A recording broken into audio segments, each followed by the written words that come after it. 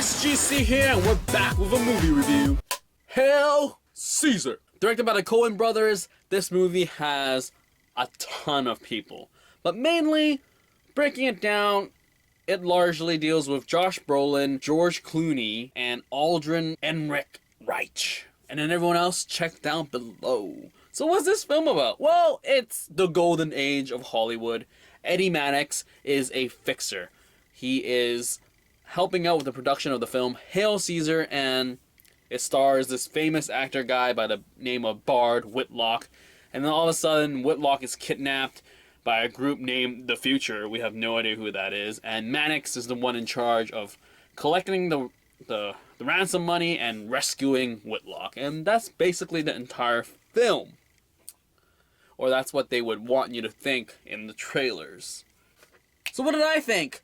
Well, first off, like I said, that is the premise from the trailer. But actually, there's a lot more things happening in this movie.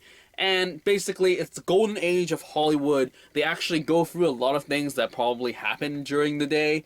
And it's just different little arcs here and there. And I give it props for them to have such a huge story happening in the background. And you have this kidnapping case in like the foreground pretty much. And I give them props in a sense where good job for trying, but good job for trying. I mean, seriously, there are times in the movie where I felt like, where is it going? How is this connected? Are we going back to the whole kidnapping case? Who is this person? Why do they matter? Like, there's an overlying arc, and there's a lot of things that don't really connect to the arc. And I feel that these side plots are there to build Brolin's story in the sense of him being the fixer and building like this world of picture back in the day in Hollywood. And I give them props for trying, and it was a good attempt, but it could have been done so much better. I say it's a good attempt because there's a lot of genuine awesome scenes with dialogue, and it's just, wow, it was just really fun to watch. There's one where it's a back-to-back with Ralph Fiennes and the Aldrin guy. It was twist not simple, and that was amazingly hilarious. We have a song and dance number by Channing Tatum. We have some pretty interesting twin action coming from Tilda Swinton, and yeah. So basically, I mean, everyone's cast well in their roles. There's a lot of cameos here and there, and it's just really fun. If you notice them all, that's great.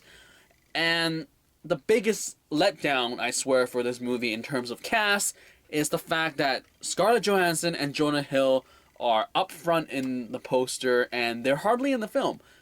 Scarlett Johansson, we see her in the mermaid suit, and then we have one scene with her on the set talking to Brolin just about her pregnancy, because that's her arc, about her pregnancy, and then to deal with it, she is a famous actress that is pregnant now out of wedlock, and it's like, whoa, what are the people gonna say? So Brolin has to fix that, and Jonah Hill literally has the only scene that he has in the trailer, which is him punching that thing, and literally that is all he does in the film. I swear I don't remember him in anything else. And that is really sad in the sense where, why would you put a guy on your poster and set it up so like, oh, if people like Jonah Hill or didn't like Jonah Hill or what have you, it's just really utilize him really poorly. ScarJo here is a breath of fresh air in the sense that, you know, she's been doing Black Widow all this time. We had a little bit of her in her.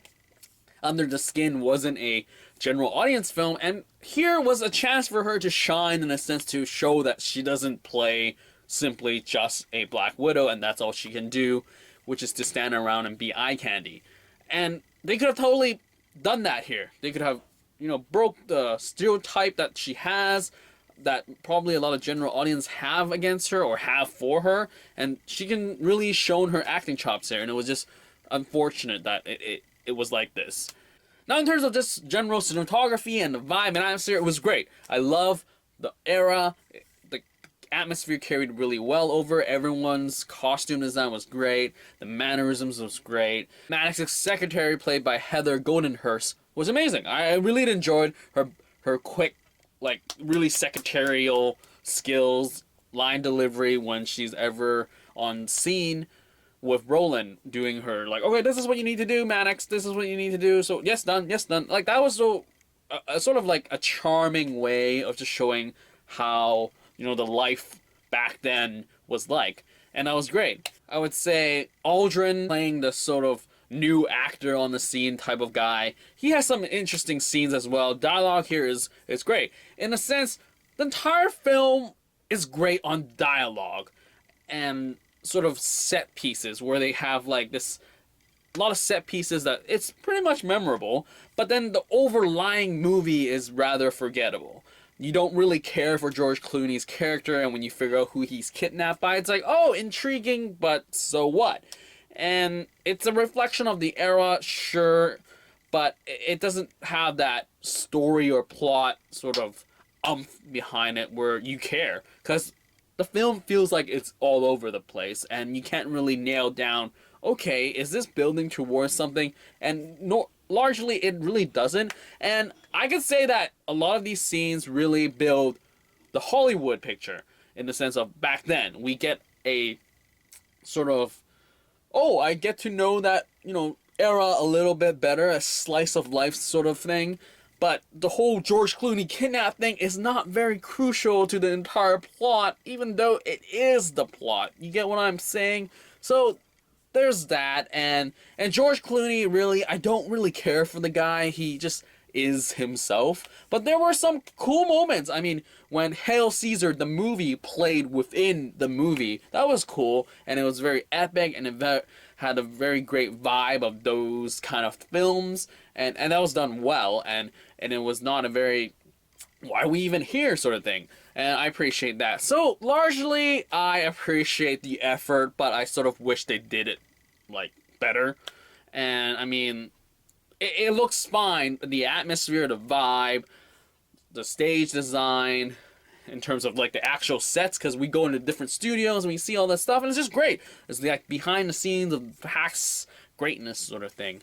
And that is pretty much it. I mean, good dialogue, good memorable scenes, but overlying arc is weak. So yeah, that's pretty much it. So just don't think too much, and I think you'll enjoy it a lot more than if you think. But anyway, that's pretty much it for this Hail Caesar. So if you have seen it, leave a comment down below, and I'll get back to you as soon as possible. And that is it for this movie review for Hail Caesar. Out!